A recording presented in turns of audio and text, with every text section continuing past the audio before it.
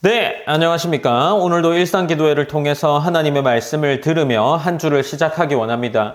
우리가 오늘 함께 살펴볼 본문은 요한복음 13장 1절부터 17절까지의 말씀이죠. 이 요한복음 13장은 예수님의 사역에 있어서 중요한 전환점이 되는 장이라고 할 수 있습니다.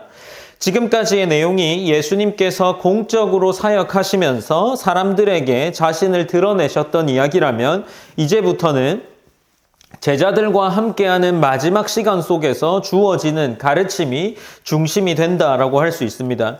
예수님은 십자가를 앞두고 제자들과 함께 마지막 시간을 보내면서 그들에게 중요한 사실들을 가르치는 본문으로 이어져 나갑니다. 주말 동안 우리는 요한복음 12장 34절에서 50절까지의 말씀을 지나왔죠. 그 본문에서는 예수님이 자신이 들려 올려질 것, 곧 십자가를 통해 구원이 이루어질 것에 대해서 설명하고 있습니다. 그러나 많은 사람들은 이 예수님의 말을 듣고도 이해하지 못했고 믿지 않는 모습도 보입니다. 요한은 이 장면을 통해 사람들의 반응이 어떻게 갈라지는지를 함께 계속해서 보여주고 있습니다. 어떤 사람들은 이러한 이야기를 통해서 예수님을 믿었지만 사람들의 눈을 두려워해서 공개적으로 고백하지 못하는 그러한 사람들도 있기도 했습니다. 예수님은 그 가운데에서 계속해서 자신에 대해 증언하시기를 자신은 세상의 빛으로 오셨으며 자신을 믿는 자가 어둠에 거하지 않게 될 것이다 라는 이야기를 해나가십니다. 앞서 말한 대로 이러한 예수님의 공적인 사역에서 이제 제자들과의 이야기를 하는 것으로 13장이 분위기가 바뀌어 가고 있습니다. 본문 13장 1절에 보면 요한은 이렇게 기록합니다. 6월절 전에 예수께서 자기가 세상을 떠나 아버지께로 돌아가실 때가 이른 줄 알고 세상에 있는 자기 사람들을 사랑하시되 끝까지 사랑하시니라 라고 기록을 하고 있습니다. 예수님은 이제 자신의 때가 되었음을 알고 있습니다. 그리고 이어서 세상에는 자기 사람들을 사랑하시되 끝까지 사랑했다라는 기록들이 이어져 나오죠. 이 구절은 요한복음 13장 전체를 이해하는 데 중요한 열쇠가 됩니다. 예수님이 제자들과 보내는 이 마지막 시간은 작별의 시간이라기보다 끝까지 사랑하시는 예수님의 사랑이 드러나는 그러한 자리가 됩니다. 이제 2절에서는 상황의 긴장이 기록되어 있다라고 할 수 있는데 2절 본문에 보면 마귀가 벌써 시몬의 아들 가롯 유다의 마음에 예수를 팔려는 생각을 넣었더라 라고 기록을 하고 있죠. 겉으로는 제자들이 함께 식사하는 자리이지만 그 자리에는 배신의 그림자도 드리워져 있습니다. 그럼에도 불구하고 예수님은 그 상황 속에서도 제자들을 향한 사랑을 멈추지 않으시죠. 이제 3절에서 예수님의 정체가 다시 한번 강조됩니다. 3절 본문입니다. 저녁 먹는 중 예수는 아버지께서 모든 것을 자기 손에 맡기신 것과 또 자기가 하나님께로부터 오셨다가 하나님께로 돌아가실 것을 아시고 라고 기록을 하고 있습니다. 예수님의 정체성이 드러나고 있죠. 예수님은 자신의 권위와 정체를 분명히 알고 계셨습니다. 그런데 바로 그 다음 이어지는 행동이 오늘 본문에 어떤 예수님의 중요한 모습을 보여주는 행동으로 드러납니다. 이제 4절 본문과 5절 본문에서 예수님은 식사 자리에서 일어나서 겉옷을 벗고 수건을 허리에 두르십니다. 그리고 대야에 물을 떠서 제자들의 발을 씻기기 시작하시죠. 당시 발을 씻기는 것은 종들이 하는 일이었습니다. 길을 걸으면 먼지가 묻은 발을 씻는 일은 가장 낮은 자리에 처해 있던 그런 신분이 맞는 일이었습니다. 그런데 예수님께서 지금 본인이 직접 내려가서 그 일을 하고 계시는 거죠. 제자들의 선생이자 주라고 불리시는 이 분이 그 자리로 내려가신 것입니다. 우리는 이 주인이 종을 섬긴다라는 것이 굉장히 익숙하게 들려오기에 이것이 그렇게 감격이 있지 않을 수 있습니다. 그러나 우리가 이 당시의 상황으로 돌아가서 이 말씀의 장면을 조금 더 깊게 생각해 본다면 우리 문화에서 이해하는 것보다 훨씬 더 이 상황이 연출되는 것, 이 장면이 굉장히 이해가 되지 않는 장면으로 우리는 이해할 수 있어야 합니다. 주인이 종을 섬긴다는 것은 굉장히 어색한 일이었을 거고, 그리고 하필 그 자리에서 예수라고 불리시는, 곧 하나님이라고 불리시는 분, 제자들이 그렇게 믿고 있는 분이 자기 신들의 발을 씻어준다는 것은 굉장히 어색한, 굉장히 받아들이기 어려운 일이었을 겁니다. 이제 6절부터 8절까지의 베드로의 반응이 기록되어 있습니다. 6절 본문에는 베드로가 예수님께 예수님의 행동에 대해서 이렇게 묻고 있는 거죠. 주여, 주께서 내 발을 씻으시나이까? 라고 묻습니다. 예수님은 그 대답으로 7절에 내가 하는 것을 내가 지금은 알지 못하나 이후에는 알리라. 베드로가 이제 이 상황을 받아들이지 못하고 예수님께 다시 한번 내 발을 절대로 씻지 못하리이다 라고 대답하고 있습니다.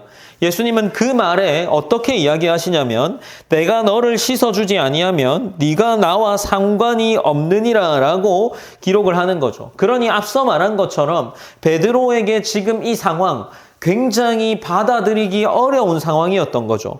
그러나 예수님은 이러한 일들을 네가 겪어야 내가 너의 발을 씻어 주어야 너는 나와 상관이 있는 사람이 될 것이다 라고 이야기하는 거죠.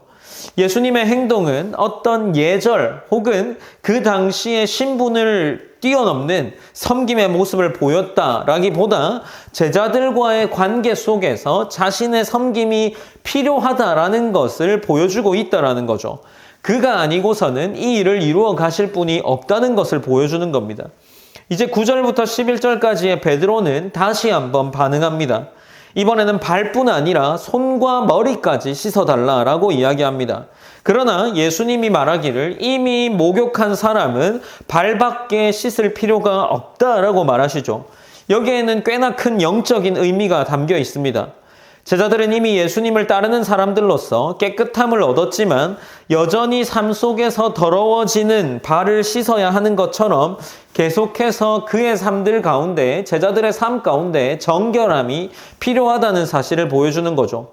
동시에 예수님은 그들 가운데 가룟 유다가 깨끗하지 않았다라는 사실도 알고 계셨습니다. 이 말씀은 제자들의 삶, 그리고 제자들의 삶과 동시에 우리 현대를 살아가는 성도들의 삶에도 중요한 의미를 담고 있습니다.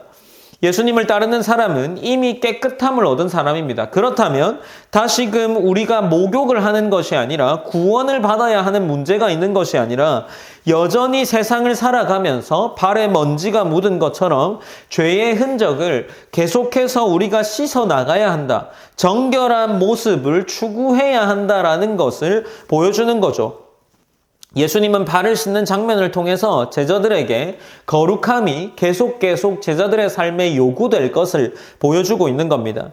그러므로 그리스도인의 삶은 어떻습니까? 제자들의 삶과 더불어서 우리 성도의 삶은 한 번 깨끗해지는 것으로 끝나는 것이 아니라 하나님 앞에서 계속해서 우리의 삶을 점검해 나가야 한다라는 겁니다. 이미 구원을 받았지만 여전히 연약한 인간이기 때문에 우리는 날마다 하나님 앞에 나아가서 우리의 마음과 우리의 삶을 돌아보아야 한다라는 거죠. 이런 의미에서 발을 씻는 장면은 제자들에게 겸손함만을 가르치는 것을 넘어서 하나님 앞에서 우리 삶, 제자들의 삶을 돌아보게 한다는 거죠. 이제 12절에서 15절 말씀은 예수님은 자신의 행동의 의미를 직접 설명하고 있습니다. 12절 본문에 예수님은 이렇게 말씀하십니다. 내가 너희에게 행한 것을 너희가 아느냐?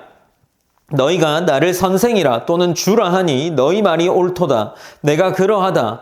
내가 주와 또는 선생이 되어 너희 발을 씻었으니 너희도 서로 발을 씻어주는 것이 옳으니이다 라고 이야기를 합니다. 그리고 더 이어지는 말씀에 보면 이 16절에서는 내가 진실로 너희에게 이르노니 종이 주인보다 크지 못하고 보냄을 받은 자가 보낸 자보다 크지 못하나니 라고 이런 식으로 계속해서 말씀을 이어나가시는 거죠.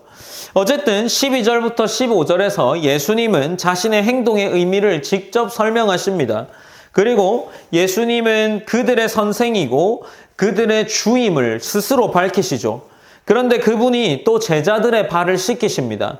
그리고 제자들도 서로 발을 씻어 주어야 한다라고 말씀하십니다. 예수님은 겸손을 말로 가르치신 것을 넘어서 또한 행동으로 보이시고 너희도 서로를 섬겨야 한다는 사실을 가르쳐 주고 있는 겁니다. 앞서서 읽었던 것처럼 이제 16절과 17절에서 이 가르침을 정리하는데 종이 주인보다 크지 않고 보냄을 받은 사람이 보낸 사람보다 크지 않다라고 이야기하죠. 제자들은 예수님의 길을 따르는 사람들입니다. 그래서 예수님이 보여주신 삶의 방식이 제자들의 삶의 방식이 되어야 합니다. 그리고 예수님은 너희가 이것을 알고 행하면 복이 있을 것이다 라고 가르치며 오늘 장면이 마무리되죠. 요한복음 13장 1절부터 17절까지의 말씀은 예수님의 사랑이 어떻게 드러나는지를 보여주는 장면입니다. 그리고 동시에 중요한 가르침으로서 그들의 삶 속에 계속해서 묻어나는 먼지들을 씻어내야 하는 것처럼 우리의 삶 속에서 구별됨이 계속해서 거룩으로 요구되고 있다는 것을 보여주고 있는 장면도 있는 거죠. 우리는 이 삶 속에서 우리의 삶을 거룩함으로 추구함과 동시에 이 거룩함으로 추구하는 모습이 예수 그리스도가 제자들을 섬기고 제자들에게 서로 발을 씻어주라 명령하신 것처럼 우리는 그분의 삶을 우리의 행동으로 보여주어야 하는 그러한 명령을 받은 자들이라는 겁니다. 그렇게 할 때 오늘 본문은 너희가 이것을 알고 행하면 복이 있다라고 가르치고 있는 겁니다. 우리가 그 복을 알기 위해서도 서로를 섬기는 행함이 있어야 한다는 것을 오늘 본문이 한편으로 가르쳐주고 있는 겁니다. 우리가 이 본문을 통해서 한 주를 시작하기 원합니다. 그리고 우리가 함께 이 본문을 통해서 기도하기 원합니다. 첫 번째로는 우리가 이미 우리를 깨끗하게 하신 하나님의 은혜를 알고 있습니다. 그러니 우리는 날마다 다시금 제자들에게 계속해서 정결함이 요구되었던 것처럼 하나님 앞에서 우리 스스로를 날마다 회개함으로 정결한 삶을 살아갈 수 있도록 기도해야 할 겁니다. 그리고 두 번째로 예수님께서 제자들의 발을 씻기셨던 것처럼 우리의 삶 속에서도 겸손한 마음으로 계속해서 섬기며 살아갈 수 있기를 기도해야 할 겁니다. 우리 한 주간의 삶이 처음 월요일에 이 말씀을 듣는데 그리스도가 서로를 섬기라 했던 것처럼 혹 믿지 않는 자를 향해서도 우리의 섬김이 능히 나아갈 수 있도록 하나님께 기도하기를 원합니다. 제가 기도함으로 오늘 한 주를 시작하는 일상기도의 말씀을 마무리하겠습니다. 사랑의 하나님 감사합니다. 하나님 우리가 오늘 나눌 본문에서는 우리에게 계속해서 요구되는 거룩과 정결 그리고 그리스도의 삶을 따라 행해야 한다는 것이 우리 가운데 주어졌습니다. 하나님 우리가 이 말씀을 기억하고 하나님 앞에서 더 구별되이 행하고 더 구별되이 살아갈 수 있는 귀한 성도의 삶을 살아낼 수 있도록 하나님이 인도하여 주시옵소서. 그리하여서 하나님께서 주시는 복을 우리가 알고 하나님께서 주시는 기쁨을 하나님의 명령을 따라 행할 때마다 더 깊이 깨달을 수 있도록 하나님 인도하여 주시옵소서. 한 주간의 삶을 시작하는 가운데 있습니다. 우리 가운데 섬김이 있게 하시고 또한 사랑이 있게 하시고 그를 통하여서 하나님의 복이 우리 가운데 있기를 간절히 원합니다. 모든 영광 하나님께 올려드리며 살아계신 예수님의 이름으로 기도드립니다. 아멘.